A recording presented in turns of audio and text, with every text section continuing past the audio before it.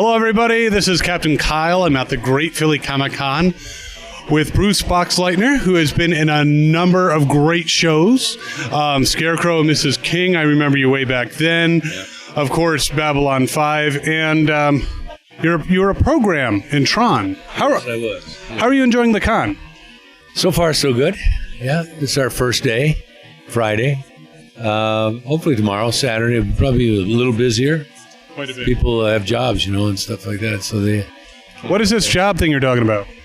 Jobs, real jobs. No, we just got here from the UK.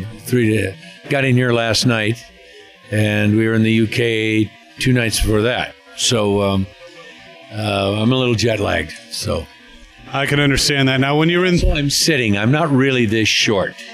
I want you to know that, Captain Kyle. I can do a little. Because I think if I stand up, maybe the camera will follow. I think we're about the same height there, so we'll do it that way, okay? Taller? Whoa! So you were in the UK. Were you there on vacation or working on a project? No, doing another convention. I travel all over the world doing these things, and especially Babylon 5. It seems to have sold more pictures from Babylon 5 than Tron. Huge audience there for that show. At least there was. And anyway, we were in the Midlands, up near Birmingham, and a little town called Telford.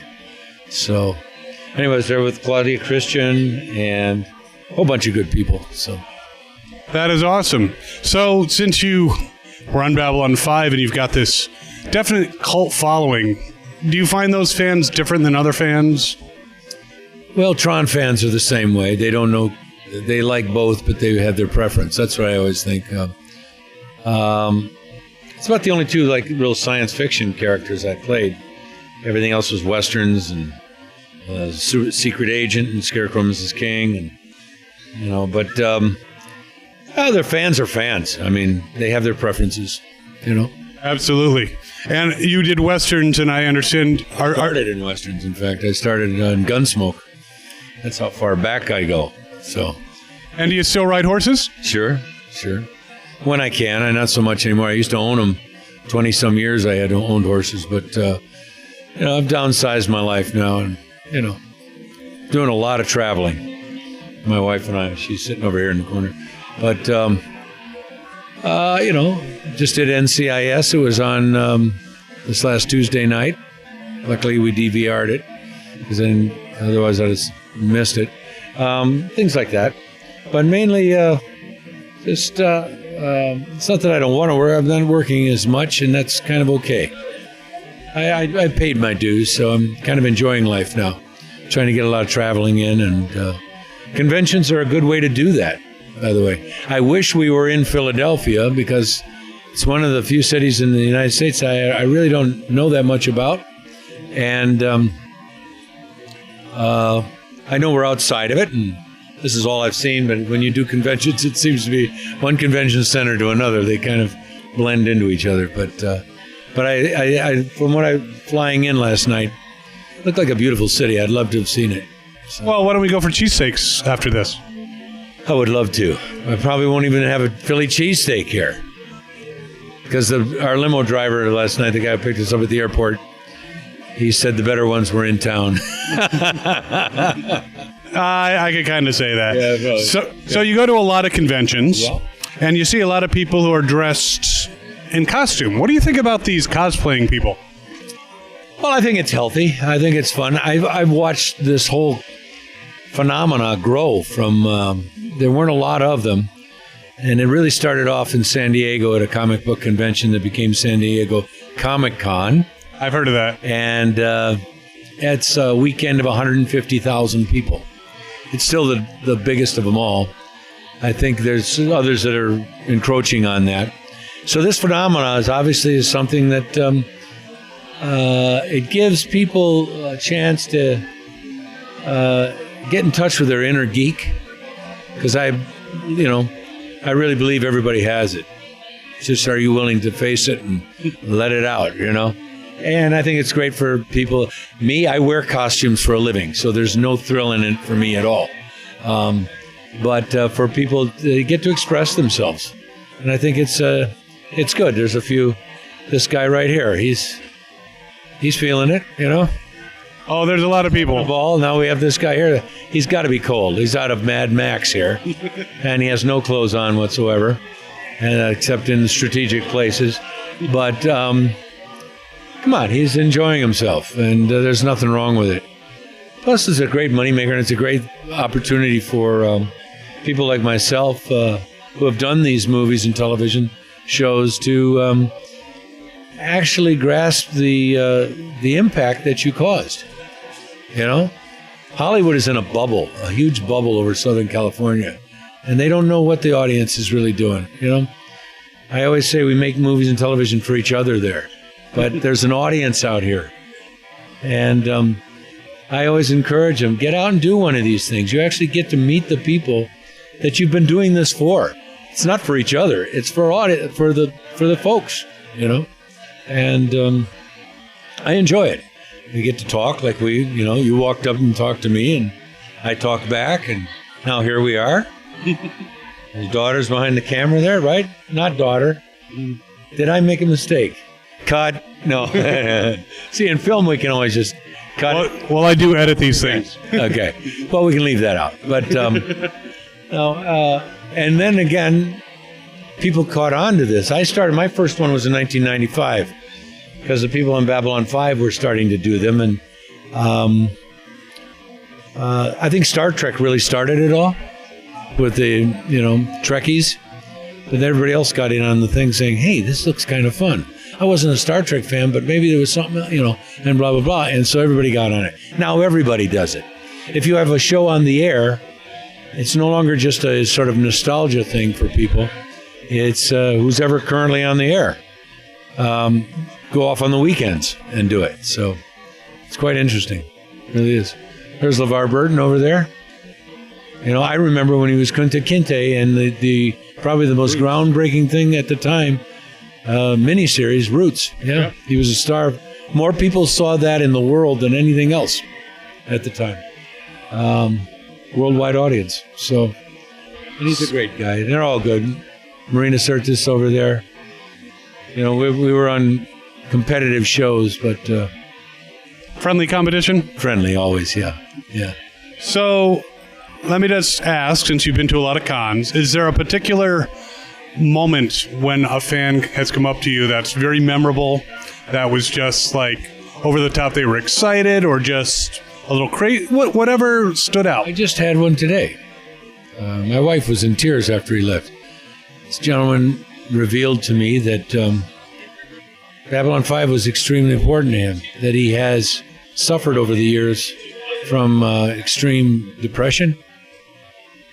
And obviously I won't name a name, I wouldn't do that, but there was a storyline in Babylon 5 that kept him twice from committing suicide. Well, that is awesome. That really shakes you up, and that goes back to what I was saying about the impact that you're having on an audience. How do you know this unless you actually talk to them?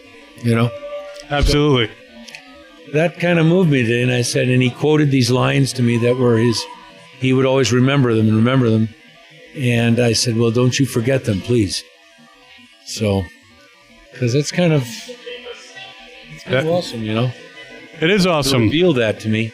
I had a feeling that he'd wanted to say that for years. He was very heartfelt and very sincere about it all. So I know when someone's faking. I'm an actor. I do it for a living. Or if you can't tell, then you hire them. And then there are some other people that have been, especially the sweaty, clammy hands that someone breaks out in a flop sweat because they're so nervous to meet you. And then you just got to talk to them and talk them down a little bit, And then you go after they left, oh my God, I need to use some Purell here, because, And then there's some people that come up to you and for no reason, they just want to talk to you. And then after about 20 minutes, you're going, someone please get rid of this person. Is that a hint? No, not you. I'm talking they don't buy anything. They up there and ramble away. Maybe it's always me that attracts them. I'm not sure, but at the end of the day, it's all in good fun and it's wonderful. And a lot of us actors hang out, and we have a great time. I see a lot of people I never get to see back in Hollywood, so it's kind of good. Now, if we could turn it around, have you been to a con and met someone, an actor there, that you admired quite a bit? Freeman over there? I was thrilled like a kid today. One of the best villains ever, and is certainly the iconic villain, Belloc, in Raiders of the Lost Ark. That belongs in a museum. That's right. That's right. Dr. Jones. The way he would say Dr. Jones. Once again, we meet, But I was thrilled to meet him.